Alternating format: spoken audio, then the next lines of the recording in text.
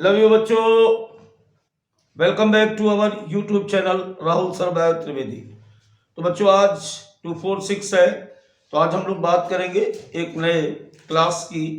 और आज की क्लास में हम बात करेंगे डीपीपी, किसमें? एनाटॉमी ऑफ फ्लावरिंग प्लांट में।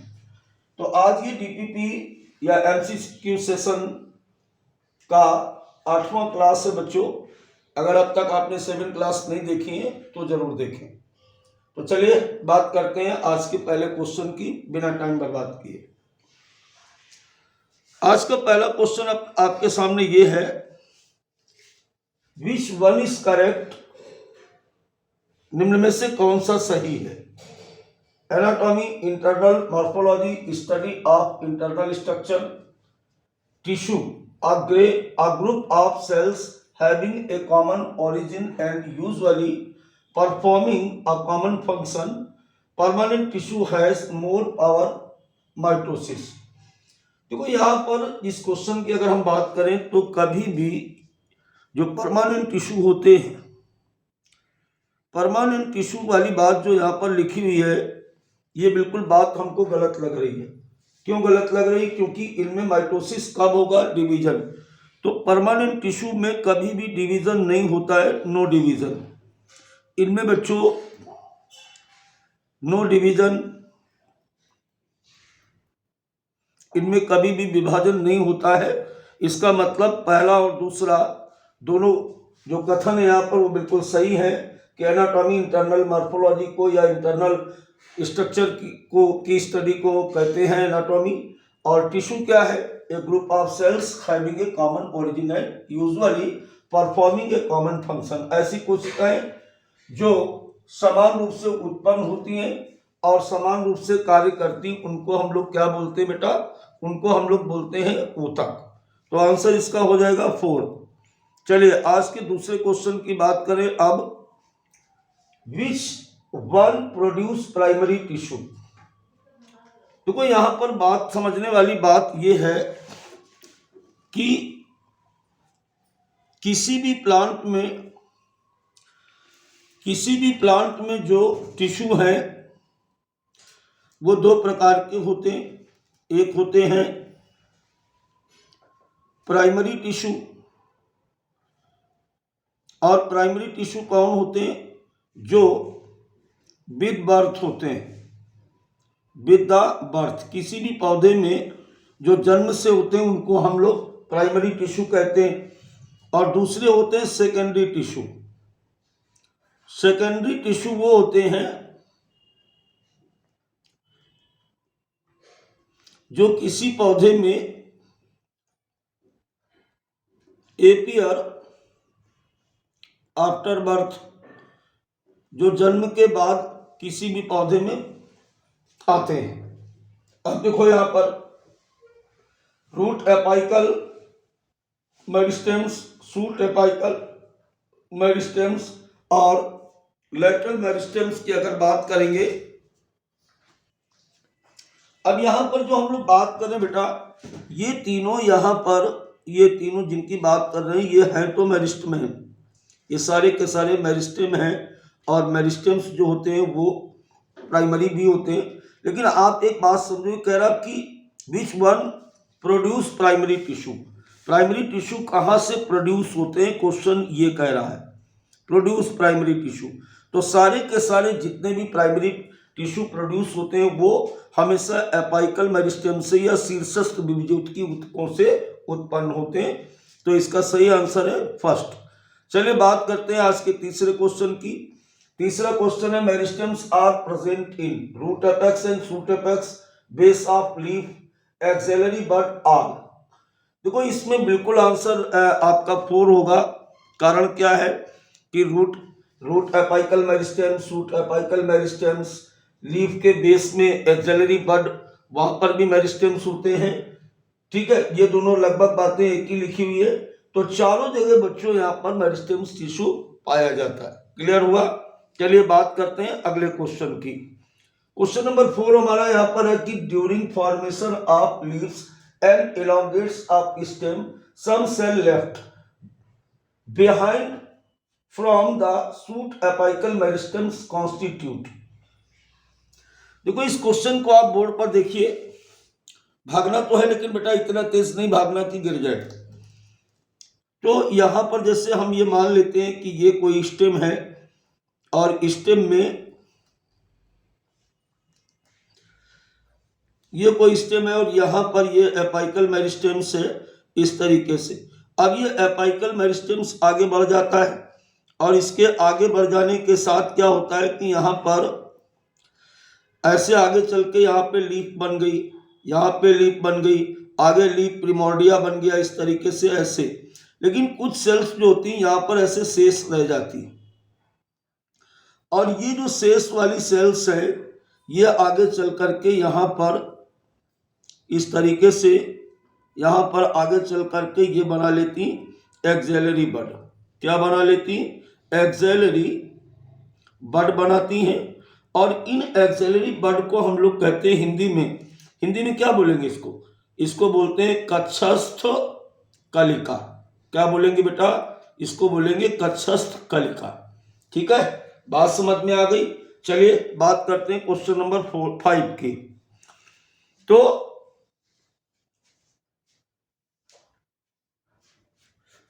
क्वेश्चन नंबर 5 हमारा कह रहा है which one is correct about intercalary meristems. आपको याद आ गया होगा कि इंटरकैलरी मेरिस्टेम्स जो होते हैं जैसे दो वृद्धि क्षेत्रों के बीच में पाए जाने वाले विभज्योतकी ऊतकों को हम इंटरकैलरी मेरिस्टेम्स कहते हैं और ये प्राय ग्रासेस घास में एक बीजपत्री पौधों में पाए जाते हैं। तो इस तरीके से यहां पर आप देख सकते हो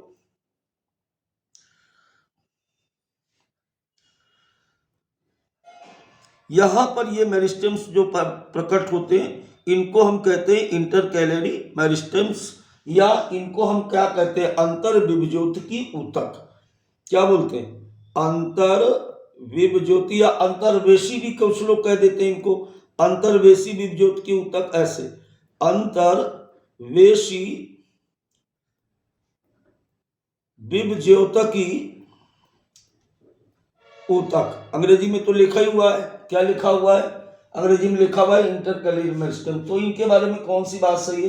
it occurs between mature tissue. बिल्कुल सही है, क्योंकि यहां पर ये क्या दिख रहे हैं? ये बेटा है मैच्योर टिश्यू।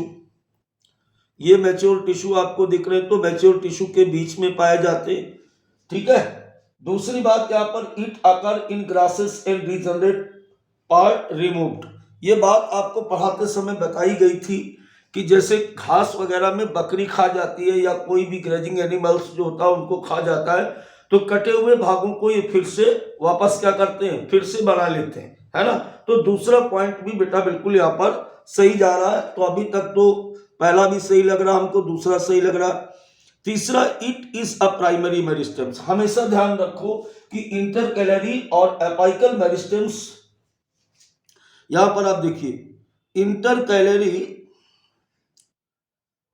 और अपाइकल मेरिस्टेम्स। एपाइकल मेरिस्टेम्स का मतलब हो गया यहां पर apical meristems both are primary in origin. हमेशा ये जो होते हैं वो प्राइमरी इन ओरिजिन होते हैं। ध्यान रखेंगे इस बात को पूरी तरह से। तो सही आंसर क्या है बेटा इसका? ऑल। इसका सही आंसर क्या है? ऑल। सारे की सारी बातें इंटरकैलरी मेरिस्टेम्स के बारे में बिल्कुल राइट। देखो यहां पर एनसीईआरटी के लाइन टू लाइन क्वेश्चन चल रहे हैं। क्लियर है? समझ पा रहे हैं बात को? बिल्कुल अलग से एनसीईआरटी पढ़ने की जरूरत नहीं। आप क्वेश्चन करिए, एमसीक्यू करिए और डॉक्टर बनिए। चलिए बात करते हैं आज के नंबर ऑफ 6 क्वेश्चन की। तो नंबर ऑफ 6 क्वेश्चन हमारे पास है all the lateral meristems except. इनमें से कौन सा पार्श्वी ऊतक नहीं है? Fascicular, vascular cambium, interfascicular cambium, apical and intercalary meristems और फेलोजेन। देखो सीधी सी बात है कि जो फेसिकुलर कैम्बियम और वेस्कुलर कैम्बियम है, आपको याद होगा यहां पर बताए गए थे कि ये कौन से हैं। ये जो टिश्यू यहां पर आपको दिखाए जा रहे हैं इस तरीके से, ऐसे दोनों तरफ से आप देख सकते हो। इसमें से फेसिकुलर कैम्बियम, इंटरफेसिकुलर कैम्बियम, एक और कैम्बियम यहाँ पे बाद में बन जाता है इस तरीके से ऐसे। तो ये तो बेटा लेटरल मेरिस्टेम्स है, ये तो पक्का लेटरल मेरिस्टेम्स, ये भी लेटरल मेरिस्टेम्स। क्या है ये लेटरल मेरिस्टेम्स। ये वाला क्या है, ये भी lateral meristems. Apical and intercalary meristems ये क्या होते हैं, एपाइकल और इंटरकैलरी मेरिस्टेम्स कभी भी क्या नहीं है, लेटरल नहीं है। ये कैसे है, ये हमेशा एपाइकल मेरिस्टेम्स है। ये कैसे है, एपाइकल मेरिस्टेम्स है, ठीक है। तो ये दोनों इसका उदाहरण नहीं है। किसका उदाहरण नहीं है, लेटरल मेरिस्टेम्स का एग्जाम्पल नहीं है। तो इसका सही आंसर क्या होगा, इसका सही आंसर होगा थर्ड। चलिए बात करते हैं क्वेश्चन नंबर 7 की। Secondary tissue are produce by all except fascicular cambium, interfascicular cambium, apical meristems, phellogen. आज के कुछ क्वेश्चन सरल नहीं लग रहे, चलिए कभी कभी होता है, बहुत इजी क्वेश्चन है। तो यहां पर फेसिकुलर कैम्बियम, इंटरफेसिकुलर कैम्बियम ये क्या है, और phellogen. Secondary tissue are produce by all except, तो इससे सेकेंडरी टिश्यू, इससे भी सेकेंडरी टिश्यू, इससे भी सेकेंडरी टिश्यू। एपाइकल मेरिस्टेम्स हमेशा कैसा होता है, हमेशा कैसा होता है, प्राइमरी इन नेचर, ठीक है। ये कैसे होते हैं, ये प्राइमरी इन नेचर होते हैं। क्लियर हो गया। आंसर क्या रहेगा इसका, आंसर बेटा रहेगा इसका थर्ड। चलिए बात करते हैं क्वेश्चन नंबर 8 की। देखो जैसा क्वेश्चन होता है उतनी यहां पर हमें देर लगानी होती है, जो जल्दी से हो जाए वो जल्दी से कर लो, ठीक है।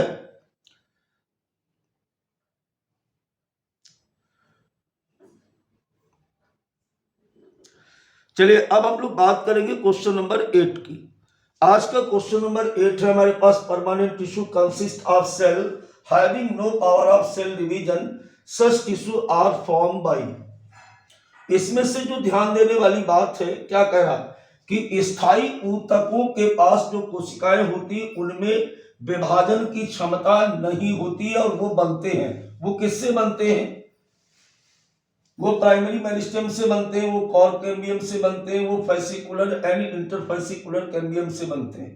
क्लियर हो गई बात। ये सभी ऊतक किससे बनेंगे, सभी से बनेंगे। क्यों बनेंगे, देखो प्राइमरी मेरिस्टेम्स जब डिवाइड होगा तो सेकेंडरी मेरिस्टेम्स बनेगा, और सेकेंडरी मेरिस्टेम्स में कौन कौन आएगा, कॉर कैम्बियम आएगा, फेसिकुलर और इंटरफेसिकुलर कैम्बियम आएगा। तो सीधा सीधा आंसर था कि इन सभी से, ठीक है। चलिए अब बात करें क्वेश्चन नंबर 9 की। क्वेश्चन नंबर 9 क्या कह रहा है कि primary tissue of a plant, किसी भी पौधे में प्राथमिक ऊतक होते हैं, add to the length of root and shoot, add to the diameter of existing root and shoot, are found only in the embryo, are formed only in the seedling। इसका मतलब समझ पाए आप, क्वेश्चन क्या कहना चाह रहा है आपसे। यहां पर क्वेश्चन आपसे कहना चाह रहा है कि प्राइमरी टिश्यू, किसी भी पौधे में जो प्राइमरी टिश्यू होते हैं, प्राइमरी टिश्यू हमेशा ध्यान रखना बेटा कि प्राइमरी टिश्यू हमेशा, प्राइमरी टिश्यू है कौन कौन, तो प्राइमरी टिश्यू में आता है एक तो apical meristems, apical root and shoot meristems, और इंटरकैलरी। ये सभी प्राइमरी मेरिस्टेम्स होते हैं, और इनके द्वारा किसी भी पौधे में क्या होता है बेटा, क्या होता है, हमेशा लेंथ को इंक्रीज किया जाता है। इसका सही आंसर क्या होगा, फर्स्ट। बिल्कुल आंख बंद करके आप इसको लगाइए, फर्स्ट आंसर। चलिए क्वेश्चन नंबर नेक्स्ट की बात करें। Secondary tissue of a plant, add to the length of root and shoot, at the diameter of existing root and shoot, are found only the embryo, are found only the seeding. देखिए यहां पर बात क्या कह रहा है वो कि सेकेंडरी टिश्यू, द्वितीयक ऊतक, पौधों में जो द्वितीयक ऊतक होते हैं वो क्या करते हैं, तो अभी भी क्या बताया मैंने कि लेंथ जो होगी रूट और शूट की, वो किसके द्वारा होती है, वो हमेशा होती है प्राइमरी के द्वारा, वो हमेशा प्राइमरी के द्वारा होती है। Add to the diameter of existing roots and shoot is the right answer. हमेशा द्वितीयक ऊतकों के द्वारा पौधे क्या करते हैं बेटा, पौधे हमेशा मोटाई में वृद्धि करते हैं। किस में वृद्धि करते हैं, हमेशा मोटाई में वृद्धि करते हैं। क्लियर हो गई बात। चलिए बात करते हैं क्वेश्चन नंबर 11 की। Cells of permanent tissue are specialized functionally only structurally both structurally and functionally. सीधा आंसर है कि जो भी स्थायी ऊतकों की कोशिकाएं होती हैं हमेशा किसी भी पौधे में जो पौधे की बनावट होती है या जो पौधे की क्रियाविधि होती है वो हमेशा द्वितीयक ऊतकों से होती है, सॉरी स्थायी ऊतकों से होती है। किससे होती है? परमानेंट टिश्यू से होती है बेटा, हमेशा किससे होती है? परमानेंट टिश्यू से होती। तो इसका सही आंसर क्या हो जाएगा? थर्ड। यानी जितने भी स्थायी ऊतक हैं वो किसी भी पौधे की संरचना और उसकी क्रियाओं से संबंधित होते हैं। चलिए अब बात करते हैं क्वेश्चन नंबर नेक्स्ट की, 12 की। During the formation of the primary plant body a specific region of the apical meristems produce dermal tissue, ground tissue, vascular tissue या सभी प्रकार के टिश्यू। देखो यहां पर आप ध्यान दीजिए कि कोई भी रचना जो बनेगी, कोई भी स्ट्रक्चर बनेगा वो हमेशा प्राइमरी टिश्यू से ही बनेगा। प्राथमिक ऊतक ही बार बार विभाजित होकर के स्थायी ऊतकों को जन्म देते हैं और वो स्थायी ऊतक पौधे के अन्य सभी भागों का निर्माण करते हैं। तो आंसर क्या आना चाहिए इसका आंसर आना चाहिए ऑल। इसका आंसर है सभी, यानी सभी प्रकार के, चाहे वो डर्मल टिश्यू हो, एपिडर्मिस या ग्राउंड टिश्यू के अंतर्गत हाइपोडर्मिस, कॉर्टेक्स, इंडोडर्मिस, पेरिसाइकिल, पिथरे हो या वेस्कुलर टिश्यू के अंदर जाइलम, फ्लोएम हो, सभी के सभी प्राइमरी टिश्यू के द्वारा बच्चों बनाए जाते हैं। चलिए बात करेंगे अब हम लोग अगले क्वेश्चन की। Apical meristems and intercalary meristems primary meristems because they. देखिए कोई भी प्राइमरी मेरिस्टेम्स जो होता है वो किसी भी पौधे में विद द बर्थ होता है। इस बात को ध्यान रख करके इसके ऑप्शन को पढ़ेंगे। क्या लिखा है? Are disintegrated after primary growth of the plant, are disintegrated after secondary growth of the plant, appear early in life of plant and contribute to the formation of the primary plant body। मुझे तो यही तीसरा सही लग रहा है, आपको भी तीसरा सही लगना चाहिए। क्योंकि अभी अभी क्या कहा मैंने कि जितने भी प्राइमरी मेरिस्टेम्स होते हैं वो किसी भी पौधे में उसके जन्म से होते हैं। Appear early in the life, पौधे के जन्म, किसी भी पौधे के जन्म से होते हैं। दूसरा, और ये बार बार विभाजित होकर के पौधे के अन्य सभी भागों का निर्माण करते हैं। क्लियर हुआ? और इसीलिए बेटा इनको हम प्राइमरी मेरिस्टेम्स कहते हैं। चलिए क्वेश्चन नंबर 14 की बात करें कि meristems help in absorption of water, growth of water, absorption of minerals, transpiration. तो अभी क्या बात हो रही कि मेरिस्टेम्स में होगा क्या? मेरिस्टेम्स में क्या होगा? पानी का अवशोषण नहीं, रूट एयर के द्वारा किया जाता है। Growth of plant is the right answer. क्यों बेटा? यहाँ पर चूंकि प्राइमरी मेरिस्टेम सेल्स बार बार डिवाइड होंगी, नई सेल बनाएंगी। जब नई सेल बनाएंगी तो कोई भी प्लांट बॉडी क्या करेगी? ग्रोथ करेगी। क्लियर हुआ? चलिए बात करते हैं नेक्स्ट क्वेश्चन की। अगला क्वेश्चन है grass stem elongates after initial growth due to.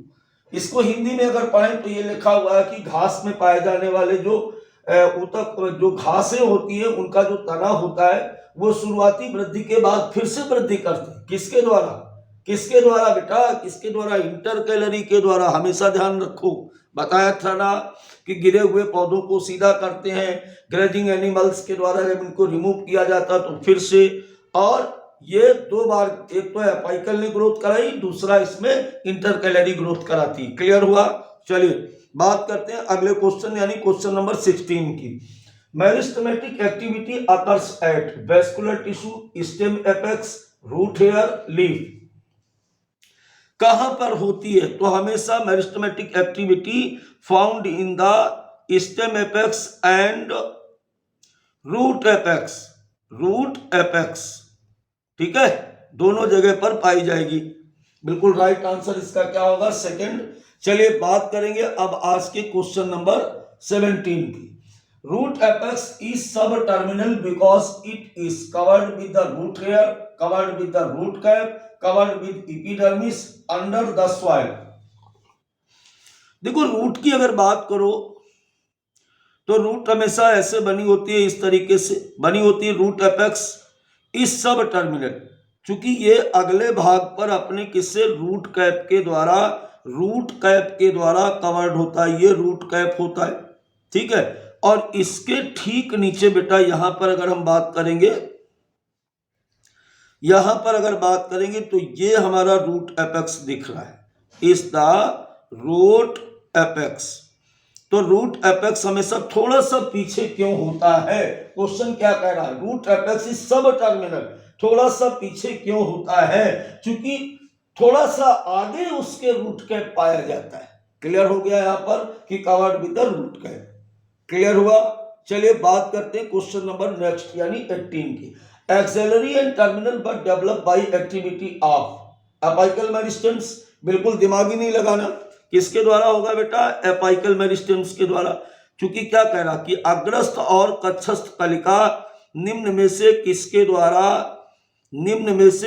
द्वारा विकसित होता है, तो हमेशा शीर्षस्थ विभज्योतकी ऊतकों के द्वारा या एपाइकल मेरिस्टेम्स के द्वारा। चलिए बात करते हैं अब अगले क्वेश्चन की, यानी question number 19। Which one is correct, permanent tissue having all cells similar structural and function or simple tissue? Permanent tissue having different type of cells or complex tissue, parenchyma, collenchyma and sclerenchyma और simple tissue। बिल्कुल सही है यार, इसमें तो सारे answer बिल्कुल सही कह रहे हैं, चिल्ला के कह रहे हैं कि चौथा सही। देखो पहले वाले की हिंदी समझो, कह रहा स्थायी ऊतकों में जो साधारण स्थायी ऊतक होते हैं, जो सिंपल स्थायी ऊतक मतलब परमानेंट टिश्यू होते हैं, या किसी भी स्थायी ऊतक में पाई जाने वाली कोशिकाएं कैसी, ये देखो लिखा हुआ, क्या लिखा हुआ, सिंपल में। साधारण स्थायी ऊतकों में क्या होता है, हिंदी में लिखा होता है समव्यासी यानी होमोजेनस, सभी कोशिकाएं साधारण स्थायी ऊतकों में उत्पत्ति, रचना और कार्य में समान होती। तो पहली वाली बात बिल्कुल सही। दूसरी बात कि हेट्रोजेनस इन नेचर, कौन, कॉम्प्लेक्स टिश्यू, जटिल ऊतकों को इसीलिए जटिल ऊतक कहा गया क्योंकि उसमें अलग अलग प्रकार की सेल्स हैं, अलग अलग प्रकार की सेल्स। अब जाइलम अलग है, फ्लोएम अलग है, पहले तो यहीं से समझो। फिर जाइलम की बात करो तो tracheid vessels, xylem parenchyma, xylem fibre, फिर बात अलग हो गई sieve elements, companion cell, phloem fibre. और अगर उसकी बात करें हम फ्लोएम पैरेन्काइमा तो फिर 4 प्रकार की सेल्स हो गई। तो बेटा जटिल ऊतक इसीलिए जटिल ऊतक, तो ये वाली बात भी सही है। अब बात आती है कि parenchyma, collenchyma, sclerenchyma is the part of simple tissue. बिल्कुल सही है कि सिंपल टिश्यू को 3 पार्ट में बांटा गया उसकी सेल वॉल के आधार पर, मृदु ऊतक, स्थूल कोण ऊतक और द्रव ऊतक। क्लियर हुआ। तो इसका सही आंसर क्या था, 4। चलिए बात करते हैं आज के लास्ट क्वेश्चन की। Which one is secondary lateral meristems, तो इंटरकैलरी कैसा है, प्राइमरी है। ये कैसा है बेटा, प्राइमरी इन ओरिजिन है। कॉर कैम्बियम की बात करें तो ये कैसा है, ये हमेशा सेकेंडरी इन ओरिजिन है, ठीक है। इंटरफेसिकुलर कैम्बियम ये भी प्राइमरी है। और अगर मेरिस्टेम्स तो पैरेन्काइमा मेरिस्टेम्स है नहीं, पैरेन्काइमा क्या है, ये तो एक परमानेंट टिश्यू है, ये क्या है, परमानेंट टिश्यू है। क्लियर हुआ। सही आंसर क्या होगा बेटा इसका, सही आंसर इसका होगा सेकंड। इसका सही आंसर क्या है, सेकंड। बच्चों एक बात ध्यान रखो कि आप जो रिवीजन क्लास चल रही है उसमें आप कम रिस्पॉन्स कर रहे हो और ये आपके लिए ही रिवीजन कराया जा रहा है। ध्यान रखें कि पीछे से अभी फिर हम जब उसके डीपीपी कराएंगे मॉर्फोलॉजी के तो फिर आपको परेशानी आएगी। और साइंस एक ऐसी चीज होती है जो एक बार में समझ में नहीं आती, इसलिए बार बार करें और कदम दर कदम यानी सधे कदमों से मेडिकल कॉलेज की तरफ चलें। हमारी गुड विशेस आपके साथ हैं। Bye bye.